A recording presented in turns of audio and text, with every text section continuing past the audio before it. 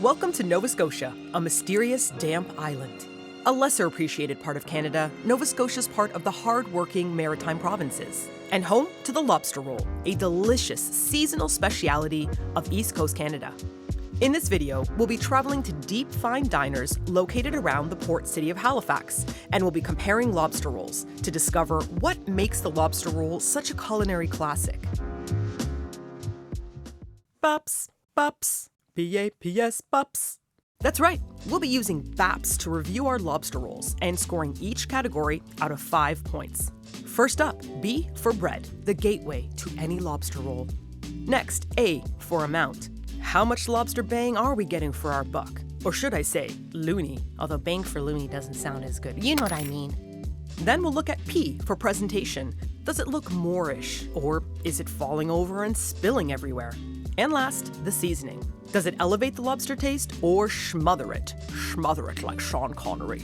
We'll add up our B.A.P.S points to give each lobster roll a total score out of 20. 20 absolutely subjective and personal points. But enough with the talking. Let us get our first lobster roll. To the lobster mobile?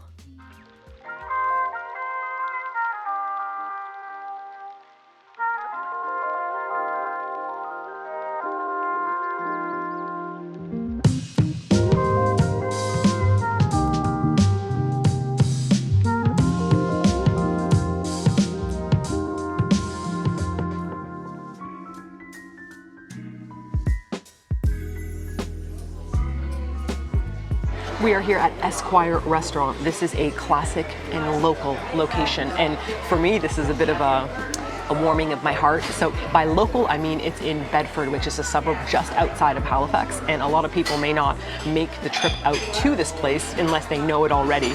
And I only know it because I spent all my summers in Bedford with my granddaddy and Nana. So for me, I'm like, oh, the Esquire lobster roll makes sense. Let's check out the classic and local lobster roll and see what it's all about.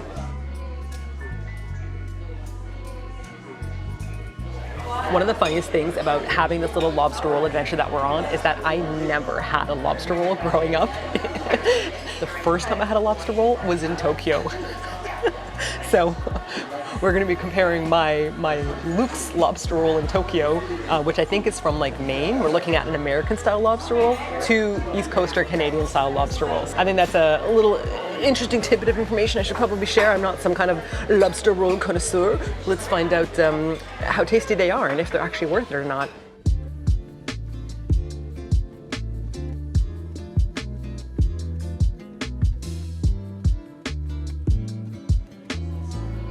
Okay, so when I asked the waitress about the lobster roll, she's like, oh yeah, it comes with 2. And I was like, surely they just must mean a bun cut in half. And we have been debating this, and it does actually come with 2. And I can see like an actual piece of lobster claw in here.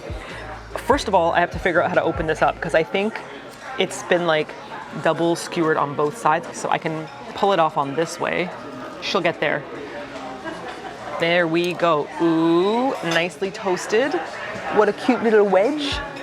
Well, itadakimasu. Let's dig in. Getting past the initial bread. Okay. I've eaten so much fake crab my whole life that I didn't know what actual real lobster and crab tastes like. So juicy. Okay, I'm digging the bread. Really, really soft. It's not like punching me in the cheek and cutting something up. Super juicy, not too much mayo. It's not like a mayo and then lobster taste. And they have this really nice piece of lettuce at the bottom, which keeps the bread from getting soggy. I appreciate that. Oh my gosh. This is a really classic lobster roll.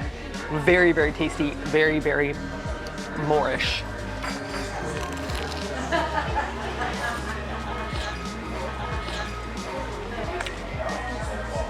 Some final comments on this delicious lobster roll. I was pretty surprised to find out that there was big pieces of celery in here, and anyone who knows me knows that I absolutely hate celery. It's the only food I hate, but the only reason why I hate it is because my taste buds seem to like be able to pick it out of anywhere and it overpowers.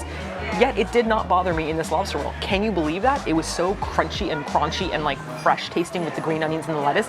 It didn't bother me. So then I tried a piece on its own, being like, maybe this is just like lame celery, and it was not. It was straight up celery. So there's some kind of combo breaker happening here that makes it work really well. I added a little bit of salt and pepper on top, just a bit, and it really just brought it to extra life, but I like it when a place doesn't overly salt and pepper and that you can't remove it, you can add it yourself. So celery and me becoming friends at last. Could be. Time to check out the Esquires B.A.P.S. For bread, it was absolutely fresh, very soft even after toasted, with a nice buttery mouthfeel. Tasty, but nothing exceptional, so I'll give it a 3.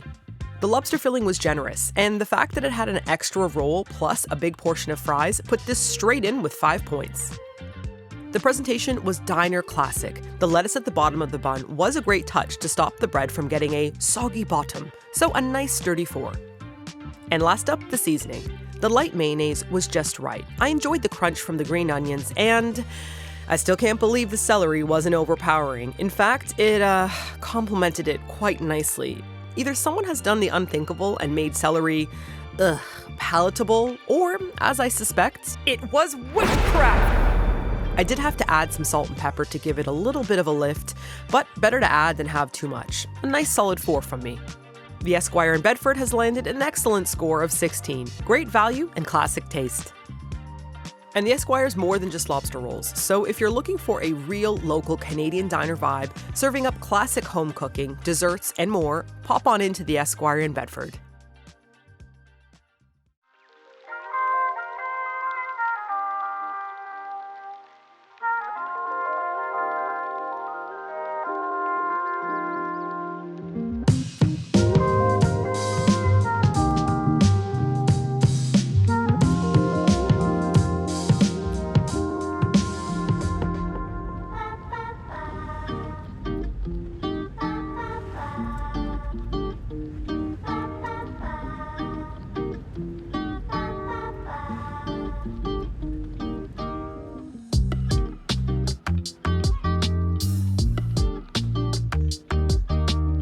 Ooh, Nova Scotia Lobster Trail.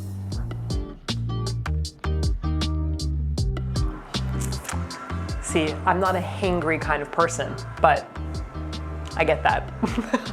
I'm more like, I'm sorry for the amount of food I ordered when I was hungry.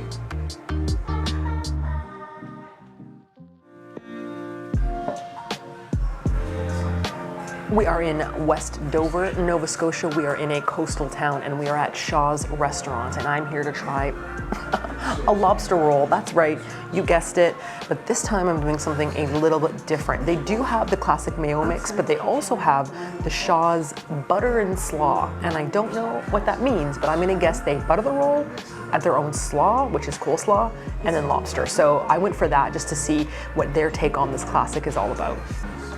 The restaurant itself is so cute. And what a view. You're just like right here, and they have like a photo of the bay that's here, and then you're like looking at it right here. It's quite something.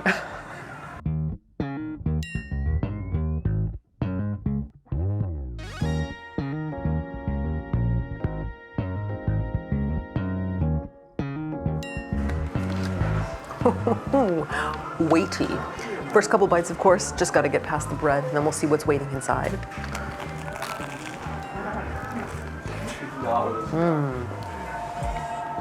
Okay, I haven't even made my way fully in yet, but the butter with the lobster is doing something special. This is really interesting because I think most of the lobster rolls always have, mayo and, vegetables in it, maybe green onions or something like celery, and it has a lot of different flavors going on. But this is just like really pure lobster taste. Like it's the first time I've had really like straight up lobster in my mouth taste. Doesn't sound right. And then the coleslaw just kind of cuts through that butteriness. This might be my new favorite way to have lobster roll, like butter and coleslaw. We'll have to continue investigating this particular lobster roll to decide how I feel about it. I'm going in for more. Oh my gosh. Huge piece to meat. Definitely stronger lobster taste with this one. And that was absolutely scrumptious, a real coastal treat. The bread was toasted to perfection, but it was the butteriness of the roll that was exceptional, somehow not soggy while heartily drenched in butter. Chunky bits of lobster filled the roll nicely, but it wasn't overflowing. And compared to our previous 2 lobster rolls, we got 1 roll here, so a good solid 4. Can't go wrong with classic presentation. The option of a side salad versus fries was a nice contrast to the lobster roll, and the tray and parchment paper made for a super satisfying way to pick up and choose everything in front of you. The lobster was the absolute star here, with no mayo in sight. It was sweet and juicy, and I didn't need to add any extra salt or pepper. The hot butter and slaw combo was perfect. The crunch of the coleslaw, made with sliced cabbage, lightly vinegared, elevated the taste of everything and added a nice texture change. Shaw's Landing comes in with a neat 17 out of 20. Not a fake tourist spot, this family-run restaurant is located in the beautiful and active lobster fishing community of West Dover. If you're looking for maritime food sourced locally in a casual oceanfront atmosphere, it's just a 45-minute gorgeous drive to West Dover.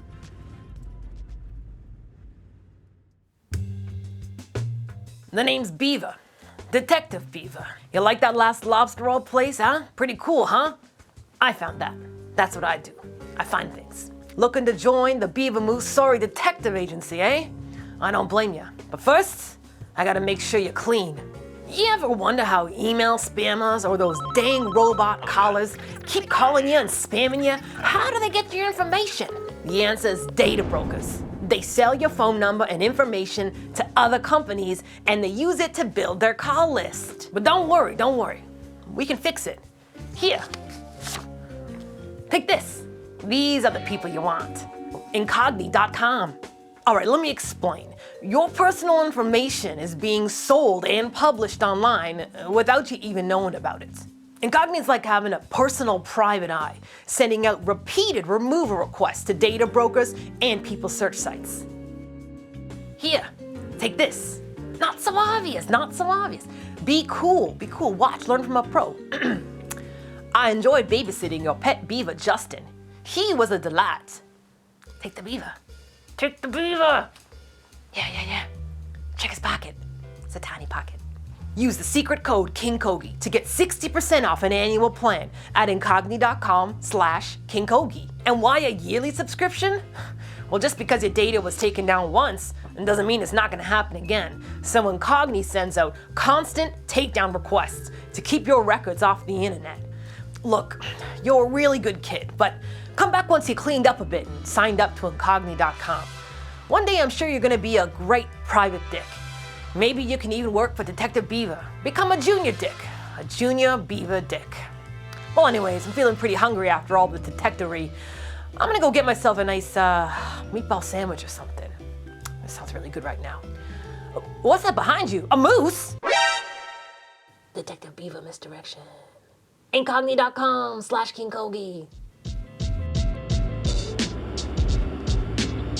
This is just the local ferry. It costs $3 to get on. You can go across to Dartmouth and back. Dartmouth has a lot of amazing restaurants, and so if you're looking for a little bit of an indie hipster scene, definitely head across to Dartmouth. But that is what we're doing right now. And I know that there's like lots of places in the world that have ferries. Like if you're from New York, you're probably like, whatever, Martina. If this is how you sound when you're from New York and a bit like Detective Beaver, I take the ferry every day. But I find there's something so cool about getting on the water, being like, I'm on the water, and then it's like a water bus. It's crazy. Excited by simple things, I am.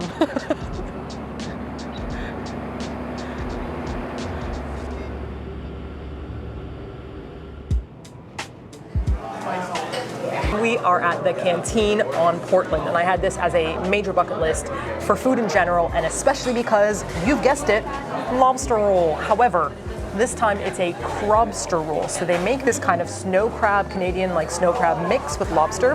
It's supposed to be absolutely amazing. However, because this is real life, we came to the front and asked them if they had it, and they said, the season's done. No! I mean, lucky enough that I got 2 in already. Well, technically 3, because we had the one with the doubles. So, c'est la vie, that's life. I looked it up online, and basically for the sustainability factor of lobsters, they rotate through different seasons. So if you do come in the summertime, that's kind of peak lobster season, because they know that coming up in the fall time, they're not going to be hunting as much and letting them kind of repopulate. And they apparently rotate through different oceans. There's like 40 different places that they hunt them. I don't know, I'm not a lobster fisherman. A lobster hunter? Are you a lobster trapper? Please let me know in the comment section of what it is. I feel like it's a trapper. But anyways, Since I couldn't get a lobster roll, I decided to get something else delicious. They have a meatball sandwich as a special, and I feel like that's in honor of the lobster roll. It's a roll, but filled with meatballs instead. Let's enjoy.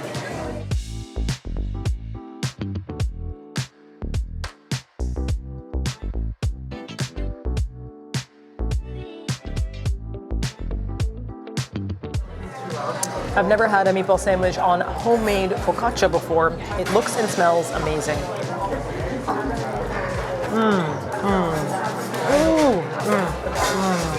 I'm gonna need a minute here to just enjoy these flavors. Ooh, house-made pork meatballs. It has a really lovely saginess to it, almost like a pesto or mint that's happening as well. They've got fresh, crispy vegetables in here, and a tomato sauce, and the focaccia is so soft and squishy and olive oily. This is fantastic. I think from now on out, I might make meatball sandwiches on focaccia instead of like a roll. I feel like it's like a lobster roll, but just like a popster roll, a porkster roll, a meat lobster roll. Well, anyways, thanks for joining me on this little adventure in lobster rolls around Nova Scotia. I'm gonna tuck on in because I have a feeling this is gonna be very, very messy. Pardon me.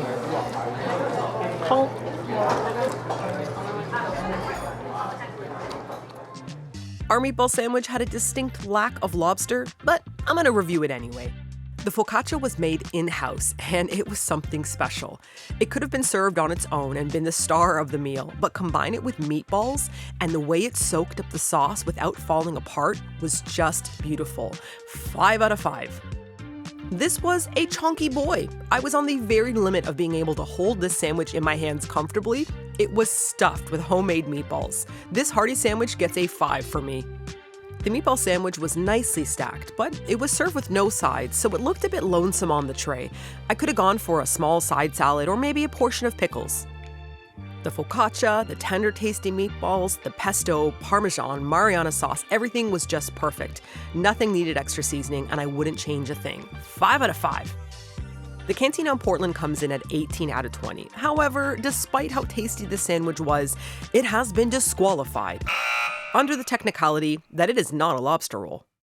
The Canteen on Portland is a great example of a restaurant elevating classic meals without making it into a snobby environment. Catch the ferry to Dartmouth, enjoy the welcoming atmosphere at the Canteen on Portland, and leave with a happy tummy. Just make sure you are there on season if you want to try their famous lobster roll. I hope you've learned a bit about what makes up a classic lobster roll, and please let me know in the comments if you've ever tried a lobster roll and where you were when you had it. And for those of you that enjoy a good stat, here are the final scores.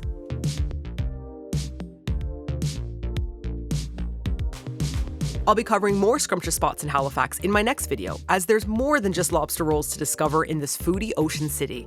And I'm excited to announce that we'll be making a new series on the channel, Beautiful Everyday Adventure Videos, Eating Required.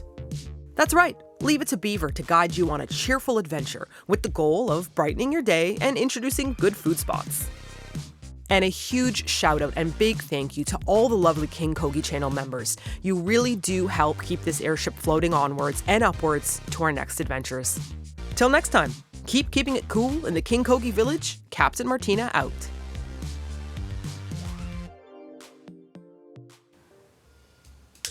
And remember, keep your private information out of those greasy data brokers' hands. If you're sick of robot spam calls and emails, you know what to do. Incogni.com/King Kogi.